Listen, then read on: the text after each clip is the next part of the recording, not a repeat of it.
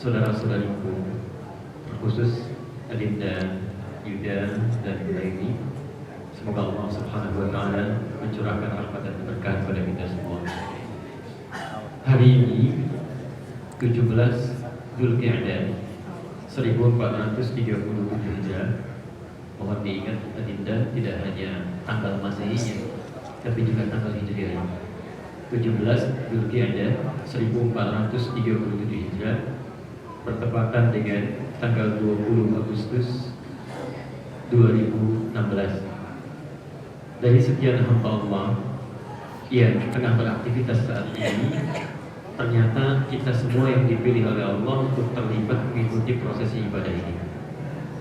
Bapak Ibu sekalian, sedikit mohon maaf, ada sementara kalangan-kalangan muslim seringkali tidak mampu memanfaatkan momentum yang sangat penting ini, menduga itu bukan bagian dari ibadah. Coba Anda cek ya, dari sekian yang menerima informasi ini untuk acara akad nikah, ini ibadah luar biasa, tidak setiap hari terjadi, sesekali saja. Ternyata Anda yang dipilih oleh Allah untuk menyertainya, berlangsung langsung di masjid dan banyak keutamaan. Saking banyaknya keutamaan ini, uniknya jarang dipelajari sehingga keberkahan tidak didapatkan. Anda jangan menduga kalau prosesi nikah itu hanya sekedar untuk calon pengantinnya, tidak. Kalau Anda benar mengikutinya, khusyuk Anda lakukan, di antara kemuliaannya bisa mengabulkan doa-doa yang Anda mohonkan seketika. Cuma saya yang dimanfaatkan. Ya, ketika prosesi ada yang bercanda, ada yang ngobrol, ada yang diskusi, sehingga itu tidak dimanfaatkan. Padahal Anda yang terpilih. Kalau orang tidak hadir di masjid ini, tidak memohon, itu wajar karena tidak ada. Tapi kalau Anda sudah hadir di dalamnya, bahkan di rumah Allah, ikut serta dalam ibadahnya, Anda tidak mohon, ruginya luar biasa. Ya. Karena itu kami ingin titipkan 3 pesan utama. Boleh jadi ini juga karena kasih sayang Allah Subhanahu wa Ta'ala, diingatkan kita yang bukan hanya menyertai anak-anak kita sekarang, tapi juga barangkali ada sentuhan-sentuhan yang ingin Allah sampaikan sebelum kita kembali kepadanya. Ada 3 pesan dalam Al-Quran untuk semua orang, baik yang tengah menikah ataupun yang telah menikah. 1, Quran surah ke-24 ayat 32. An-Nur ayat 32. Perhatikan kalimatnya, terkhusus bagi Adinda, Yuda, dan Laini. Wa ankihul ayyama minkum. Lihat kalimatnya. Wa ankihul ayyama minkum was-salihina min ibadikum wa imaikum. Dan nikahkanlah anak-anak Anda yang berjaga itu. Cari pasangan-pasangan terbaik yang soleh untuk mendampingi. Walaupun barangkali, mohon maaf, dia harus berada dalam kalangan yang muda. Jadi menurut Quran, yang didahulukan itu orang yang soleh, yang baik. Walaupun barangkali stratanya tidak terlihat nampak tinggi, tidak kelihatan nampak sederajat, Masya Allah. Tapi orang-orang yang menurut Allah imannya lebih kuat, walaupun keadaan-keadaan biasa, itu yang terbaik. Ingat ya, terbaik menurut Anda dengan menurut Allah itu berbeda. Tapi poinnya yang paling menarik, kalimat di sini menggunakan kata nikah, Pak. Apa itu nikah? Nikah itu ternyata bukan sekedar menyatukan dua insan yang sedang dibumbu cinta dan rindu, tapi Masya Allah, dalam kalimat bahasa Arab, nikah itu prosesi yang bisa menyatukan sesuatu yang renggang, juga sekaligus merenggangkan sesuatu yang menyatu. Jadi menyatukan yang renggang, merekatkan yang renggang, sekaligus merenggangkan yang renggang. Kenapa disebut menyatukan sesuatu yang renggang, merapatkan yang renggang? Karena dengan nikah ini, diantaranya keluarga Yuda dengan keluarga Laini, bukan cuma bapak ibunya, kerabatnya, saudaranya, familinya, yang tadinya tidak saling kenal, jauh renggang, tiba-tiba rekat. Jadi bagaimana prosesi yang ringan ini bisa menghimpun Anda menjadi satu keluarga besar? Itu tidak mudah. Ya.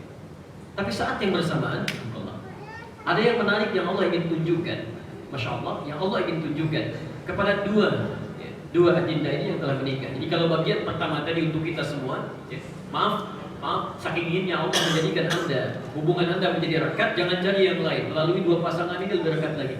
Ya. Tapi yang menarik, yang tadi yang rekat menjadi renggang.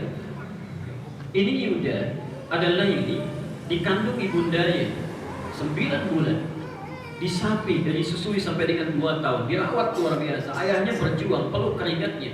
Ini Yuda baru mendapatkan penghasilan dari sesuatu yang dia hasilkan. Masya Allah, harus berpisah dengan orang tua diberikan pada anak gadis yang baru dia kenal. Termasuk Laili, baru mulai tumbuh dewasa dengan segalanya. Masya Allah, setelah matang belum sempat dipetik buahnya, dibawa oleh orang yang baru dikenal ya. Yang tadinya tiba-tiba menjadi rekan. Karena itulah ada hadis-hadis turunan di sini adinda. Demi Allah saya katakan, semua turunan dari ayat ini dijelaskan oleh Nabi. Ayat nikah ini pada hakikatnya di antara maknanya ingin meminta kepada kedua anak yang menikah untuk semakin meningkatkan baktinya pada orang tua. Seakan-akan dikatakan di ayat ini, mohon maaf kalau anda lihat turunan hadisnya, ya, kami jadikan kau menikah, coba pahami sampai dengan proses nikah itu. Anda mulai dikandung, dirawat, disusui, Masya Allah luar biasa sampai dengan dewasa. Bahkan dengan Allah saya katakan, untuk acara hari ini saja, berapa persen yang Anda pikirkan? Yang sibuk orang tuanya, yang mendatangi kami ayahnya, bolak-balik, ingin cetak buku, ingin macam-macam, yang menyiapkan resepsinya, yang tidak tidur orang tuanya. Anda barangkali cuma memikirkan bagaimana besok lancar akannya, silatnya dan sebagainya. Siapa yang sibuk? Ya. Maka dari itu Nabi SAW sampai mengatakan, jangan sampai setelah menikah ini. Demi Allah saya katakan, jangan sampai setelah menikah ya, menjadikan hubungan Anda dengan orang tua semakin renggang. Kalau Anda buka di kitab Sahih Al-Bukhari, di kitab Al-Adabul Mufrad ya, nomor hadis yang ketiga, itu bahkan ada seorang anak laki-laki Pak, zaman Nabi sahabat, ingin berjihad fi sabilillah. Dia sudah berangkat dengan segala kesiapannya. Tiba-tiba dilaporkan, ibundanya itu menangis karena dia belum minta izin. Tiba-tiba tidak ada. Nabi langsung dengan tegas mengatakan, panggil orang itu. Ketika datang Nabi katakan, kembali pada ibumu, buat dia tertawa seperti engkau pernah membuat dia menangis. Bayangkan, ya, saking tingginya bakti pada orang tua. Ini Anda sudah dikandung, dilahirkan, sekarang dihadirkan dua orang tua dari dua keluarga besar. Saya kehilangan dari sejak kecil seorang ayah. Anda masih punya dua sekarang, Masya Allah. Kalau sudah diberikan dua ayah, Anda belum bisa berbakti juga. Berapa ayah lagi yang Anda butuhkan? Berapa ibu lagi yang Anda butuhkan? Jadi mohonlah, dan orang tua tidak akan minta banyak. Setidaknya ambil dengan doa, Masya Allah.